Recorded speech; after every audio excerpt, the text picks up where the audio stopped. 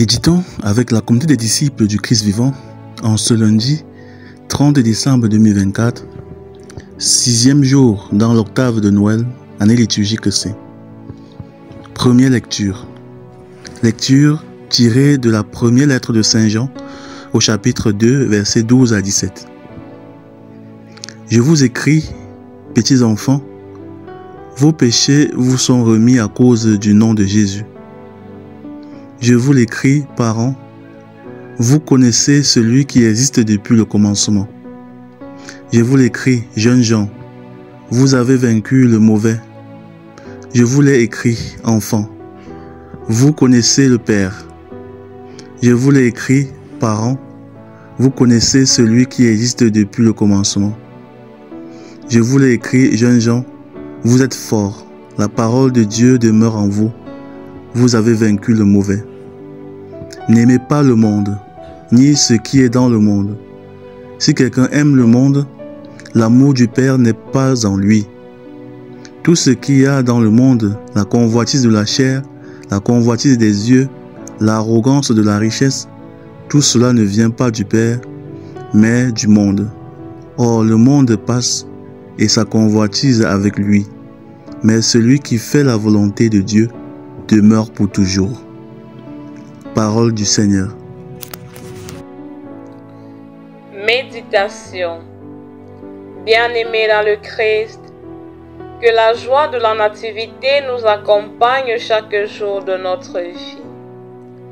Béni soit Dieu pour sa présence parmi nous et pour toutes les merveilles qu'il accomplit dans nos vies. Les textes sur lesquels l'Église nous invite à méditer aujourd'hui nous rappellent l'importance de rechercher et d'accomplir la volonté de Dieu en toutes choses. C'est en vivant selon cette volonté que nous demeurons en harmonie avec Dieu et expérimentons le véritable bonheur, celui qui vient de Dieu. Dans la première lecture, nous recevons un avertissement. Les choses de ce monde peuvent nous éloigner de Dieu et des réalités célestes. Il nous est demandé de fuir les convoitises de la chair et des yeux qui nous entraînent dans des conflits avec le plan divin. Nous sommes appelés à faire la volonté de Dieu en tout temps et en tout lieu.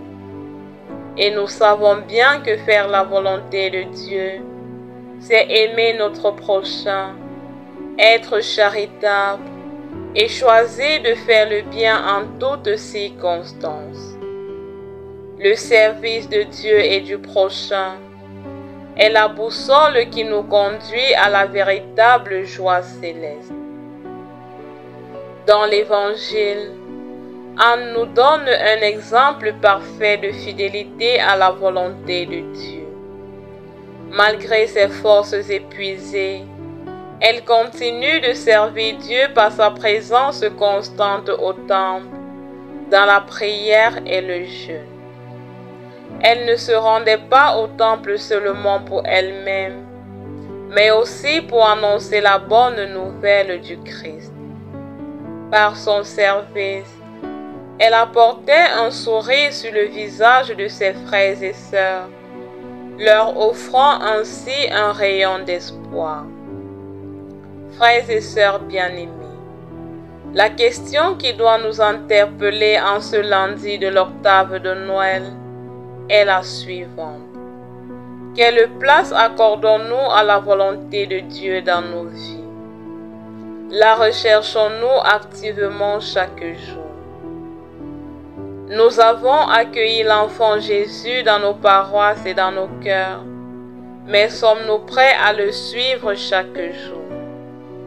Consentons-nous à faire des efforts pour vaincre le mal avec lui? Renonçons-nous à nous-mêmes et nous mettons-nous à l'école de Jésus pour grandir non seulement en âge mais aussi en sagesse?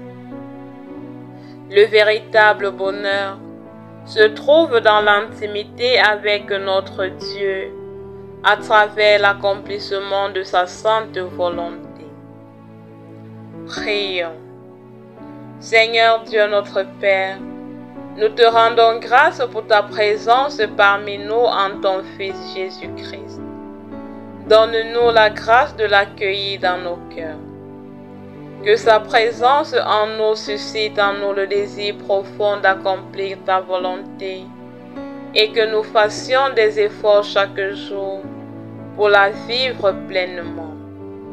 Par le même Jésus-Christ notre Seigneur. Amen. Intercession. Seigneur Jésus, accorde ta grâce au pape et aux dirigeants de ton Église, qu'ils recherchent ta volonté en tout temps et en toutes circonstances, afin que les décisions qu'ils prendront pour ton peuple les aident véritablement à se rapprocher de toi. Sainte Marie, Mère de notre Seigneur, intercède pour nous. Exercice spirituel. Prenons un moment de silence pour dialoguer avec Jésus sur une situation qui nous préoccupe actuellement dans notre vie. Demandons-lui de nous révéler sa volonté concernant cette situation et acceptons de la mettre en œuvre avec confiance. Loué soit Jésus-Christ, l'Emmanuel.